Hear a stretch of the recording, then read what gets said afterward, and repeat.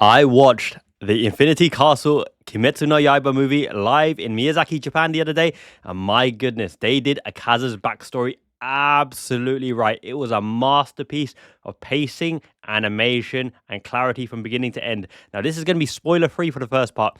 We know that Akaza prides himself on strength, on martial prowess, with the martial arts power. He looked an absolute tank, indestructible. We know about his fight with Rengoku in the Mugen Train arc. Upper Three Moon, we know he is absolutely capable of destruction as well. He has that iron will and fortitude to accomplish his goals. He is absolutely a beast in his ability. In fact, it's going to take many an effort to stop him. Now, what actually happened in the Infinity arc was he came crashing down, the animation all around him. The cinema was absolutely booming. You could feel it. It must have been the vibrations, the sonic boom in the atmosphere. The Miyazaki Japan Theatre isn't the biggest one. It's in Amu Plaza, a beautiful plaza centralized near the JR Railway in Miyazaki Center. But the whole building, boom, the chair was shaking, the popcorn was shaking, the drinks were shaking. Every step, you could feel the boom from the boom boxes, and that added to the event as well. When the team were approaching him, now we obviously know that he's in the fight, he's in the posters, he's in all of the advertising hordes as well. When it came to his appearance, right, even the Infinity Castle could barely contain his aura, his power. You knew he was a menace. You already knew he was a menace and he was powerful, and it's going to take a heck of an effort to down Akaza, if he could even be downed, right? But what actually was revealed over time, he looks down on the weak shall perish, the strong shall survive. It's martial law, and he's laying the smackdown on Tanjiro and the team as well. You could tell the anger from Tanjiro as well. Obviously, no spoilers here because you know who's going to face off with who based on advertising and the trailers as well. Giyu going with Tanjiro in the first moment is kind of iconic because it's Giyu and Shinobu that found Tanjiro in the snow in the first place. Now, it's also iconic that Shinobu with Doma and Tanjiro and Giyu with Akaza are the first to face off in part one. Now, I'm going to stake a claim here that part two is going to have probably the most epic fights and going to be the most epic animations in terms of who is actually fighting. Probably Gyome will be involved there. Saname will be involved as well. Obanai, Kanroji as well. I think they will be part of part two. For everyone who asks, does Kokushubo appear in part one? He does, but only momentarily. And no spoilers at this point. Yeah, Akaza, they did him completely right. Now, he hasn't had the most screen time in the series, in the anime series itself. But in this particular anime, what can you say? Absolutely, he stole the show alongside Doma. Now, Doma stole it for his personality traits, his voice actor, but Akaza's action and animation, we're going to go into spoilers from here, from the backstory, okay? He is all about power, protecting the weak, strength. He's forgotten his past when he was made into a demon, and this was a very emotional part as well. When he's eventually made into a demon, which I will come on to, it all builds up naturally. Now, he was a kid living up in poverty called Hakuji. His dad was sick, absolutely sick, could barely get out of bed, malnutrition, his spine, the spine bones were showing on Hakuji's papa. He had to steal, right? He had these really funky, red, hairy eyes.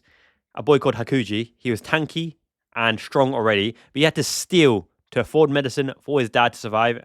And he took beatings, he took lashings, canes by the samurai shogunate. They were absolutely smashing the crap out of him, holding him down in the imperial grounds, smacking him, 100 lashes for Hakuji. But he could take them. He wasn't showing any visible discomfort. He was just, his body was being battered, torn to shreds. But he would take 100 and more lashings to get medicine for his dad, because he said as long as his dad survives, it is all worth it. However, his dad, eventually finding out that Hakuji was doing this for him, hung himself and, tragedy, left a message behind saying, I wish you to live an earnest life. If you're doing it for me, don't do it for me anymore. Live for yourself. Live for the day. Please live an earnest life. And Hakuji, torn to shreds, his only family gone. Don't know what happened to his mother. Then he meets a martial art practitioner, like a karate master called Keizo. I think it's Keizo. In the streets one day, and Keizo, being a martial artist, absolutely dominates Hakuji and drags his ass to the dojo and says, "You're gonna be my kohai. I'm gonna teach you day in, day out at the dojo." And he introduces Hakuji, a young Hakuji, to Koyuki. And Koyuki is a really cute, vulnerable girl, similar to Hakuji's dad as well, and says, "You guys are gonna be friends from here on out, be acquaintances." Koyuki is Keizo's daughter, his only daughter, because his mother, her mother, I think, passed away previously. I didn't fully understand the Japanese, but something along the lines of the mother regrets giving birth to the weakened daughter or something. I don't know if it was actually spread in a movie. I seem to recall that her mother topped herself because, or drowned herself because couldn't bear to see Koyuki pass away before her. So it's only Keizo doing the odd jobs at the dojo, raising the daughter Koyuki, who's very, very sickly as well. And Hakuji is looking after Koyuki because Hakuji, who will be the new Akaza in the future, in case you didn't make that connection, knows how to take care of sickly people, having taken care of his dad for the entirety of his dad's elder years. And he looks after Koyuki as well. Koyuki is very, very cute, starts to build a bond with Hakuji. She says, "Why don't you go out and see the fireworks? It's once a year." But Hakuji was like, "Look, I'm fine. I'll look after you. That's my duty. I owe it to Keizo. He's taken me in, given me a home, training me in the martial arts." And day by day, Hakuji grows closer to Koyuki, and his training in the martial arts improving ever so slightly day in, day out, to one day overcome Keizo as well. And eventually, Koyuki's condition is improving, but not to the state where she can go out yet. And a rival dojo who's right next door to Keizo and Koyuki, the person who's going to inherit that, right, the next leader, takes Koyuki, steals her, and takes her outside and exposes her to the climate outside, and she can't handle it. She has an asthma attack, and he leaves her on the floor, not able to cope with her struggles. And Hakuji comes and discovers her in peril and rescues her and brings her back as well. And in absolute rage, approaches the other dojo, and him and Keizo, I think, kick their ass thereabouts. And him and the other dojo head, being enraged, plots a plan to get revenge. You know how it is, right? Eventually, Koyuki somewhat recovers enough to start going outside and doing normal activities. And Keizo, saying that he wants Hakuji, Akaza, to inherit his dojo, promises Koyuki's hand in marriage to make them engaged on the day. Koyuki, bright red as a tomato, she was absolutely red, is in there. And you can tell that she wants it to happen as well. And she's really surprised when Hakuji, with no hesitation, says, "Yes, I accept the engagement to Koyuki to take over the dojo, to carry on the legacy and the will of his senpai, his master, his sensei, Keizo." And Hakuji even takes Koyuki out in a fireworks display. They see the fireworks, and she reiterates to him again her past. Is he willing to marry her, be with her, protect her, love her, all that kind of things? And Hakuji, in an absolute defining moment, says, "He does. I do. He will protect her for the rest of his life, and he'll devote everything to protecting her." But alas, one day when he goes out for supplies, terrible news is stricken. The opposition rival dojo, in a fit of rage and jealousy for seeing Koyuki engaged to Hakuji, poisoned the well that Keizo and Koyuki drank from every day. Koyuki died instantly. Keizo died over time, with the poison racking his body, suffering. Both of them passed away in the dojo, and Hakuji was absolutely beside himself, irate with overwhelmed with sorrow and sadness. And he marched to the rival dojo, accused them front up. They denied everything, and he, pang, pow, broken the blade. The blade comes, he snapped the blade, grabbed the blade, bare-fisted. He's not a demon at this time. He's not Akaza yet. He's Hakuji. Hakuji, with the vengeance, went in there, retribution arc, killed all 67 members of the opposition dojo, barehanded, could barely walk, crushed them, crushed their hopes, crushed limbs, crushed blades, hand over fist, blood pumping, blood splattering everywhere. Akaza Hakuji was born. He absolutely demolished them with his hands. 67 people crushed, unrecognizable. He demolished them on the floor. That was one of the best scenes ever. Crush, crunch, blow, wow. So even before becoming a demon, he's like Akuma. He's a demon, a proper Oni. Now, when he was leaving, right, he bumped into Muzan. Muzan was impressed with the carnage, but disappointed It wasn't a demon that did it. It was Akaza, a boy. Akaza, having nothing left to live for, didn't even have a choice. Muzan pierced his head straight away, splattered him, and said, "Look, you're dead anyway. I've more or less killed you. Will you become a demon right now?" Akaza was born. Hakuji had nothing left to live for except vengeance. He wanted to be strong to protect Koyuki, protect his dad, protect Keizo, but they're already gone. He lost his memories, became the demon Akaza. But here's the thing about Akaza, right? And Hakuji. His willpower was so strong that he remained human. He retained his humanity. He didn't gouge on females and vulnerable girls and women like Doma obviously enjoys. He put an oath. He did it to himself. And even though Muzan tried to convince him otherwise many times, he stuck by his code of conduct, his ethics, and he never gouged on women, which is why he couldn't get to the next level of strength, because Kokushibo and Doma said that if he gouged on women, he could have risen in strength even more so than he already had. He's tanky, invulnerable, his limbs regenerated, and big up, a word for Gyu, right? Go for Tomioka Gyu, the water Hashira. So, I think Akaza mentioned in this fight, it's been so long since he's had a battle with a water Hashira, obviously having killed a water Hashira in the past, and Tanjiro having water style imbued as well. He praises Tomioka because Tomioka is like flashlight everywhere, you know. The water effects, the animation's absolutely superb. I still don't think it lived up to the sound animation of Tengen. Maybe it's just because of the style. The animation itself was crisp and quality, 9.5 out of 10, maybe 10 out of 10. It was beautiful throughout, don't get me wrong. But the sound Hashira Tengen, right, that fighting Gyutaro, that particular fight was so elegant and smooth. But the water is flush and flowing and smooth, like Bruce Lee said, "Be like water, my friend." It was beautiful, but Gyu was keeping up with Akaza, right? I don't think Akaza got a critical blow on Gyu or Tanjiro. He was beating them down by attrition, beating them down by his tankiness, his invulnerability, his ability to regenerate. It was a battle of attrition. He was landing blows here and there, but nothing absolutely defining or crucial. At least not to the extent that Rengoku got absolutely, mortally wounded by Akaza. And obviously, Gyutaro did an absolute number on Tengen and the team as well. But Akaza was obviously winning, right? The demon, blood, invulnerability, his martial art prowess, which is amazing as well because all his techniques are based on fireworks, on Hanabi, because of that event in his lifetime with Koyuki visiting the fireworks. First of all, denying the fireworks because he was looking after her, and in the future, taking her for the fireworks, even though they were engaged, and reiterating his vows to protect her. Akaza lost all memories. Is it because of delusion or his own will or for Muzan's will? Because eventually he's thinking, why do I need to be strong? What is the reason for me to prove my martial prowess, to be stronger than everyone, to obtain the strength beyond anyone else's strength, to strive for the never-ending quest to get stronger and stronger and be the strongest in the world? And eventually, the memories start flooding back to him because of Tanjiro's put down, saying that the strong live to protect the weak exist and need protection, otherwise, the world is not fair, etc.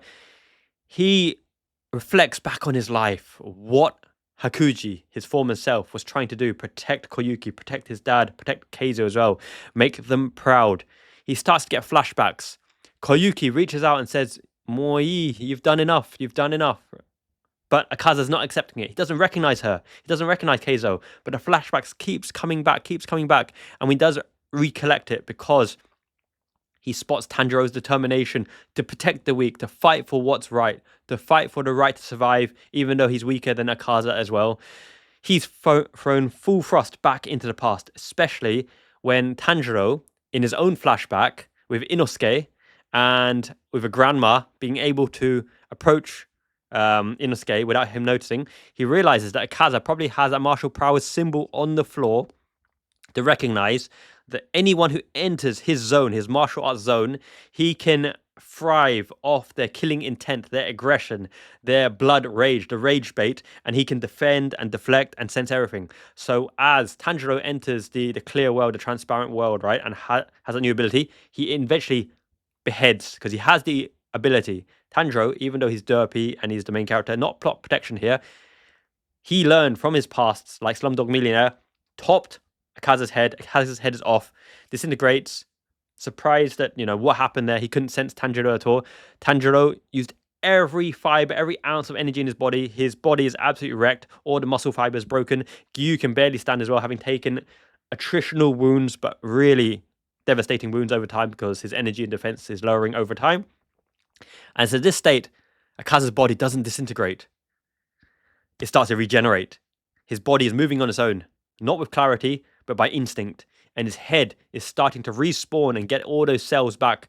And Gyu, who could barely hold himself together, chop, swing, slash, and does a big number on the body. But Akaza's body is acting on its own. The head is regenerating. But the memories keep flooding back, and he eventually recalls and recounts his whole life as Hakuji. His meeting with Muzan, his meeting with Keizo, with Koyuki, the good times with Koyuki, fighting, striving as a vagabond, stealing to get medicine for his dad as well. And at that point, he realizes why he wanted to become strong, to protect Koyuki. But she's no longer here. She's no longer alive. To protect Keizo, but he's no longer alive. To protect his dad, but he's no longer alive either. And that last message, to live a fruitful and good life as a good man, he couldn't do it. He betrayed that. He became a demon. He slaughtered thousands, if not millions, over the years. He became a demon through Muzan's manipulations as well. And he discovered the only thing he ever wanted to do was destroy himself, end himself, obliterate himself. So he uses all that technique to batter himself. Even when Muzan tried to take over his mind again because of the Muzan blood cells, right? The red blood cells within him. Muzan controlled him, made him Akaza, made him lose his memories. Muzan convinced him to carry on fighting. But he overcame that with the combination of all of the important people in his life, with Tanjiro, with Gyu in front of him. He lets out a smile as well. He batters his body with the fists, even though it looked like he was going to batter Gyu and Tanjiro. Tanjiro went in front of Gyu to save him, move him out of the way from the final onslaught as well. As his body was regenerating and he smashed it to pieces, it could barely regenerate anymore because his own, amazing strength, battering his own body, prevented the regeneration. And in the final moments, this was the tearjerker. I was sitting next to a Yakuza-like person, an Oba-chan, a grandma as well, in the seat, fully packed. In the last moments, when he almost fully regenerated his head, and he wasn't disintegrating or disappearing, Koyuki reached out to him, hugged him, and embraced him. And he broke down. He broke down, man. He's like, "God, man, I'm sorry. I'm sorry I couldn't protect you. I tried to do everything. I couldn't protect you. I tried. I lived all these years to get stronger to protect you. But you can no longer protect them. They're in different worlds. They're in the afterlife, right?" And she forgives him. She says she's happy. He's done everything. She appreciates his feeling. And Keizo, oh my God, this was heart-wrenching as well. Keizo said, "You've done well. And look, come join us. It's time to come join us in the afterlife." And I'm getting emotional here, but even though you can't be in heaven with us, right? We'll always be together. We'll always look after you. We'll always look down on you. We'll always protect you. We'll always be together. We'll be in the same realm together, in the same place together. But he can't go to heaven because he's a demon. And he's slaughtered thousands, slaughtered millions even. He's got blood on his hands. But they're ready to welcome him. His dad's ready to welcome him, smiling upon him and said, "Look, the intentions were always good. We understand. Come join us now." And Muzan's grip couldn't contain him anymore. Couldn't contain him in his realm. Akaza's head stopped regenerating. The body crumbled and it disintegrated. And Akaza, Hakuji, smiled at Tanjiro and almost, in a way, thanked him for, helping him to realize his true self.